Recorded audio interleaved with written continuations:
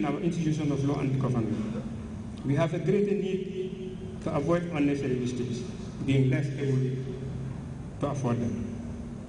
But like the advanced nations from which we have inherited dominant features of our legal systems, we are confronted with the problem of keeping the law abreast with the time.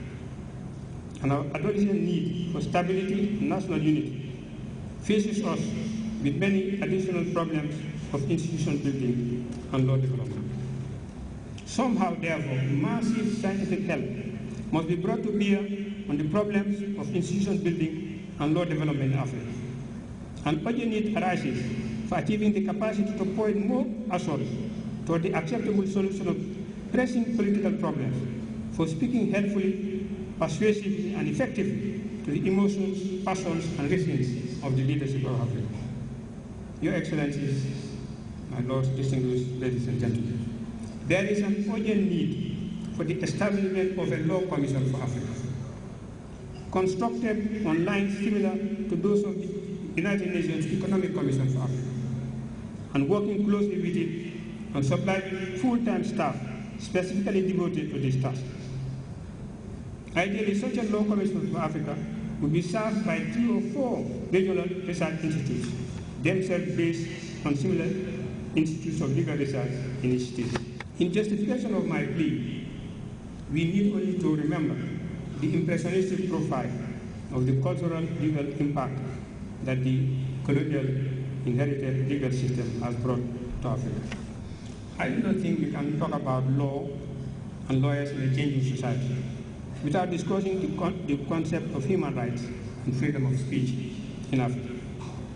In an address to the Oxford University Africa Society in March 1977, our distinguished Commonwealth jurist, distinguished Commonwealth Secretary General, declared, and I quote, "On the issue of human rights, let me be content with words which represent my most profound convictions, and the principle which I believe the Commonwealth stands on this most vital matter. Let us establish as axiomatic the universality of human rights, that human rights are not divisible, that they cannot be apportioned between states and amongst people, that the dignity of man is everywhere affronted when the human personality is anywhere degraded, that justice must be given a worldwide dimension if injustice is not to debase our civilization and threaten the peace of the world." But we must, however, agree with Dr. Claude Atwell when he said in a paper presented at the International Conference on Human Rights, the African Concept, held at the University of Port Harcourt, Nigeria in 1987, that, quote, "The African society is a network of relations and of mutual obligations which impose responsibilities based on duty, trust, and a sense of community. There must therefore be a unique direction in which human rights laws ought to go in Africa. That human rights laws in Africa must be built on principles quite different from those existing elsewhere. That human rights laws in Africa must be built on African principles." End of quote. It is argued elsewhere, however, that human rights, as understood, imply a society which is atomized, individualized, a society based on permanent conflicting interests. The individual is conscious of his separateness and wishes to maintain it, while society, on the other hand, promises to uphold this separateness. Such values are alien to the African society. We Africans lay emphasis on the collective rather than the individual, and the individual claim is usually not allowed to override that of society. The African society promotes harmony rather than competing interests, and the individual tends to consider obligations to others as having a higher status than his own claim against them. The African concept of human rights should therefore go beyond the concept that every person is free or has the right to dine at the Paradise Hotel. What right is that to anyone who cannot afford it? Our concept of human rights makes sense only if it also includes the ability to do those things that we are entitled to have. Visions of a mighty continent emerging again from the great scheme of the world, with love of freedom in our sinews, to suffer wrong no more, and to rewrite the history of our ancestors. As a young man, I saw visions. I have no doubt that as an old man, I shall dream dreams. I believe that as I dream my dreams, amidst the protection of the law and the security of justice for the weak, the meek, and the poor. And I pray that we guard our laws and keep our faith, that there is continuing progress, peace, and prosperity for all in this, our beloved country, the Gambia. God bless the Gambia.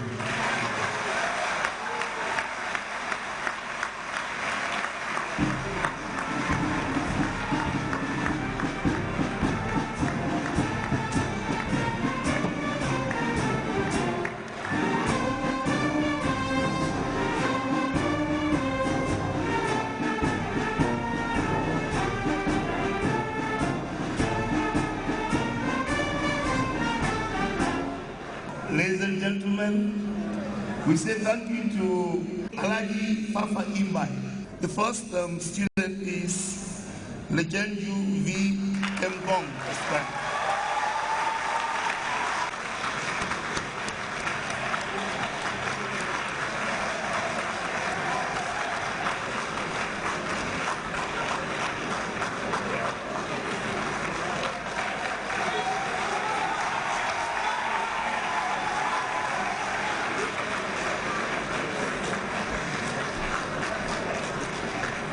The second best student, Edward Singate Esquire.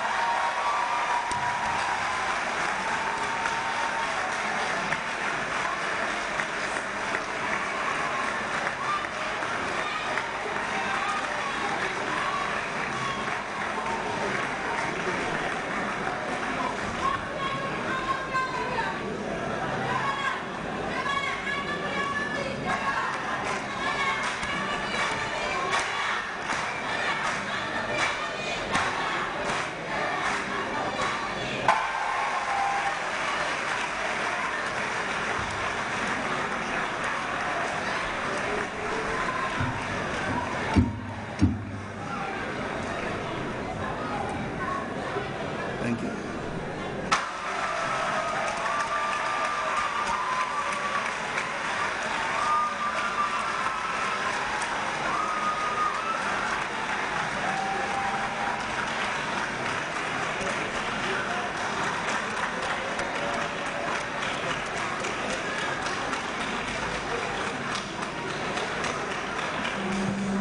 When Uncle Fafa was given the tips and tricks of advocacy, he left out those concerning himself. So I wonder whether that was an intentional omission or whether we should come and see him privately for those that concern him. Thank you, Uncle Fafa, for that very educative and informative lecture. Your Excellency, the Vice President of the Republic of the Gambia, Dr. Ajaratu Aissatou Njie Sedi, ably representing His Excellency, the President of the Republic of the Gambia, Sheikh Professor Alhaji Dr. Yahya AJJ Jammeh, my Lord the Chief Justice, Honorable Speaker of the National Assembly, the Honorable Attorney General and Minister of Justice, distinguished members of the General Legal Council, my Lords Justices of the Superior Courts, Honorable Qadis, Your Worships, the Magistrates, Honorable Ministers, the learned President and members of the Gambia Bar Association, the learned Solicitor General, the Judicial Secretary, honorable members of the National Assembly, venerable religious leaders, distinguished members of the academic and administrative staff of the Gambia Law School, invited guests, friends and families of the newly called barristers and solicitors, newly called barristers and solicitors of the Supreme Court of the Gambia, distinguished ladies and gentlemen. It gives me a great honor and privilege not only to be part of such an historic occasion, but also to be given the opportunity to say a few words. As this is a vote of thanks, it is only befitting to first